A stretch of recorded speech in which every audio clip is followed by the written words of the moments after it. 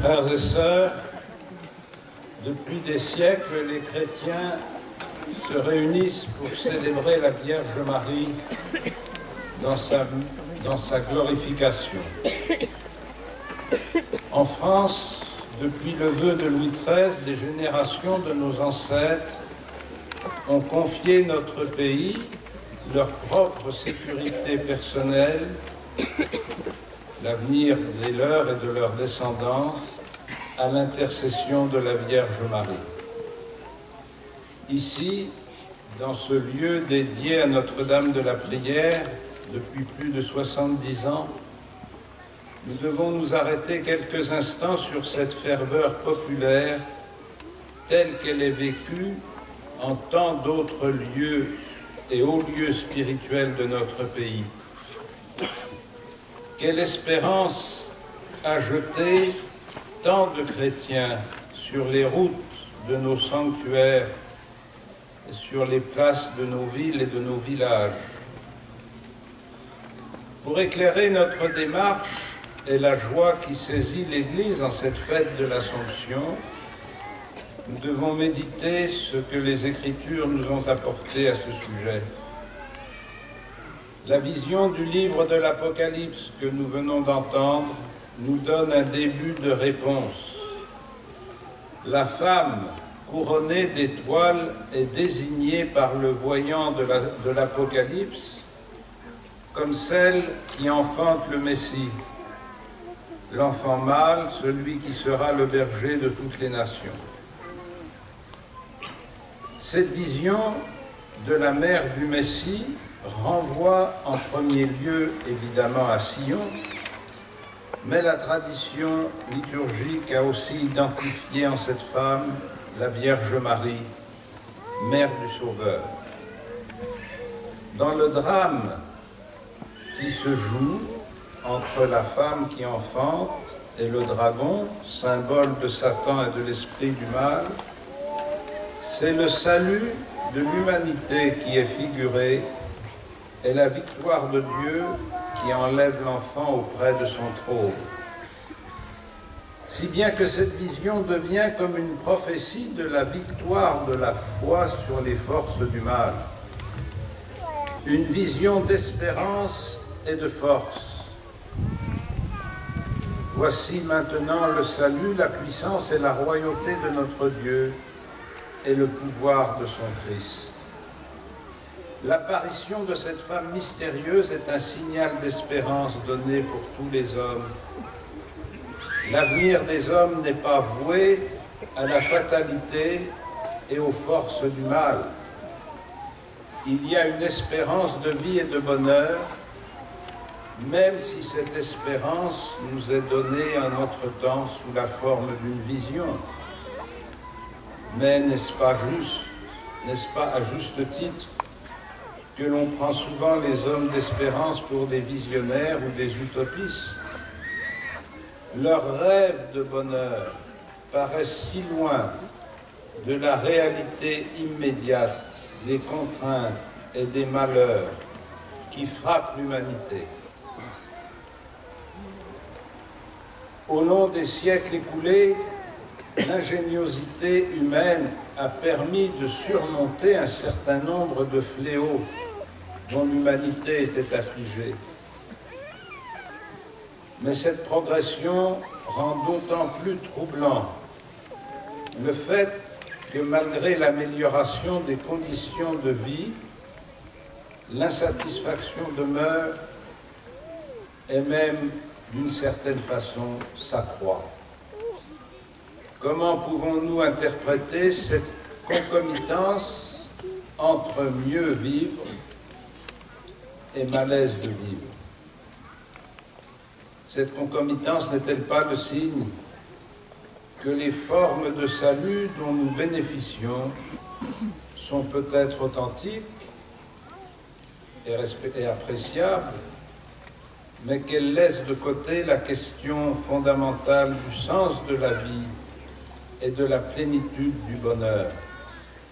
N'est-ce pas le signe que l'on a trop souvent et trop facilement confondu les conditions de vie avec le sens de la vie. L'enjeu de la vie humaine n'est pas simplement la nourriture, la paix, la sécurité, la santé et le bien-être. L'enjeu de la vie humaine, c'est la vie elle-même et sa confrontation à la maladie et à la mort. Aujourd'hui, de la plupart des maladies, on peut guérir, ou du moins soulager la souffrance. Mais de la mort, on n'en guérit pas. C'est notre chemin à tous, c'est notre commune épreuve. La victoire du Christ sur la mort est le seul salut qui nous intéresse vraiment, car il est le seul qui affronte l'épreuve incontournable.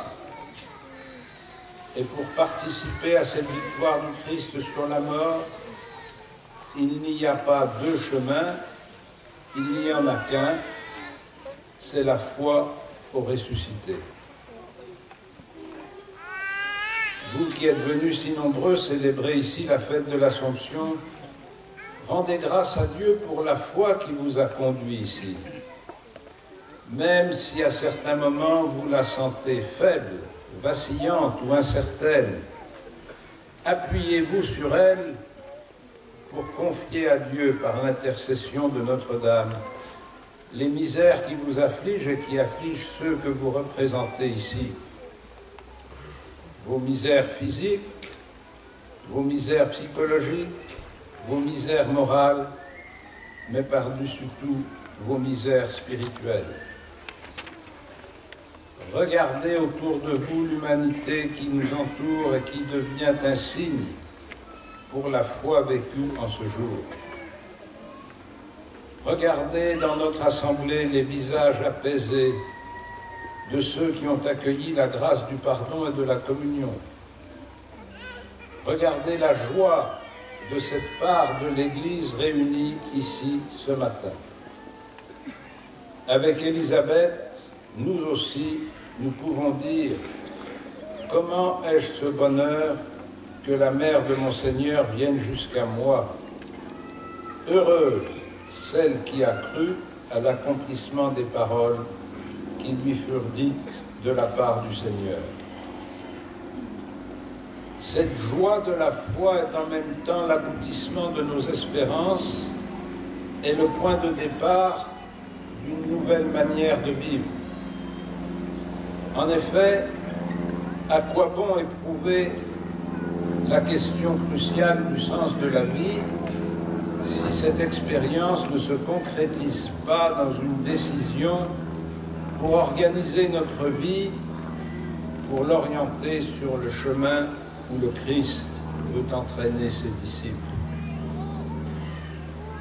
Nous ne sommes pas venus seulement nous réjouir de la victoire du Christ sur la mort, nous sommes venus nous associer au dynamisme propre de cette victoire, à l'amour pour les hommes que Dieu a manifesté en son Fils, livré pour le salut du monde. Alors, frères et sœurs, il nous faut nous interroger sur la manière dont notre foi au Christ peut transformer notre vie, la rendre plus belle et plus fructueuse. Notre communion dans l'amour du Christ nous appelle et nous incite à chercher comment réorienter sans cesse notre existence selon l'amour de Dieu et l'amour de nos frères. Comment être chrétien en 2018 en France, en Europe et partout dans le monde? Permettez-moi de vous suggérer quelques questions pour éclairer votre réponse. Dans notre vie personnelle, qu'est-ce qui compte le plus? Pourquoi sommes-nous prêts à des sacrifices ou à des combats? Comment situer l'argent, la sécurité financière, les droits sociaux par rapport aux impératifs du service ou de la solidarité et du partage? Comment s'exprime notre foi chrétienne? Quelle est la place de la prière personnelle, de la participation à l'Eucharistie dominicale et à la vie de notre Église? Dans votre vie familiale, comment assumez-vous les engagements que vous prenez? Les engagements conjugaux et les engagements parentaux? Comment notre fidélité nourrit-elle la confiance dans la parole donnée? Car sans cette confiance, il n'y a plus de société civilisée possible. Il ne peut rester qu'une société de procédures marquée par l'inflation des lois et des poursuites. Comment les jeunes de nos familles pourraient-ils envisager sereinement leur avenir s'il n'y a pas d'engagement qui tienne? Dans notre vie sociale, pouvons-nous prendre notre parti de l'écart croissant entre les citoyens qui jouissent de la sécurité des droits sociaux et ceux qui sont marginalisés, poussés à l'exclusion? De quel prix payons-nous nos sécurités? Ou plutôt, à qui les faisons-nous payer? Comment supportons-nous que le débat politique se dévalue dans une surenchère d'invectives sur les questions les plus graves? Comment accepter que nos médias se laissent enfermer dans cette logique du spectacle, quand ce n'est pas du cirque, alors que de grandes questions s'imposent à l'humanité entière? Oui, l'avenir de l'humanité ne se réduit ni au mondial de foot, ni au Tour de France, ni à l'exposition complaisante des déchirements provoqués par l'argent et les séductions qu'il entraîne. Pourquoi si peu d'informations sur les victimes de la famine et des conflits armés si nombreux dans le monde? Pourquoi si peu d'informations sur les jeunes volontaires qui partent pendant plusieurs années mettre leurs capacités au service des pays en voie de développement? Pourquoi ne parler des immigrés, étrangers ou français, que comme d'un danger? Pourquoi fermer les yeux sur le fait qu'ils accomplissent souvent les tâches les plus ingrates de notre société? Ne nous laissons pas prendre dans le piège des tourbillons médiatiques qui se développent sur eux-mêmes et qui deviennent une sorte de réalité virtuelle. Ne nous laissons pas enfermer dans une société pharisienne où les procureurs se multiplient à l'envi. Ne nous laissons pas glisser doucement dans les délires d'une surenchère de violence verbale ou physique. Laissons l'amour de Dieu dilater nos cœurs aux dimensions de l'humanité. Apprenons du Christ à nous faire le prochain de l'homme qui voit sa vie se perdre au bord des chemins du monde. Et faisons-nous proches de lui, plutôt que de vouloir l'éloigner de nous et le séparer de nous-mêmes et de notre société. En ce lieu où Notre-Dame a été reçue comme une messagère de confiance, de paix et de bonheur, spécialement dans les familles, ouvrons nos vies à la confiance et au pardon.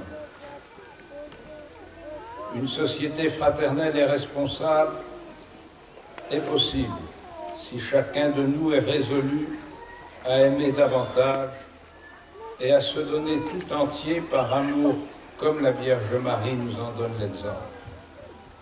Que Notre-Dame entende aujourd'hui nos prières et qu'elle en soit porteuse devant Dieu, qu'elle intercède pour nous. Amen.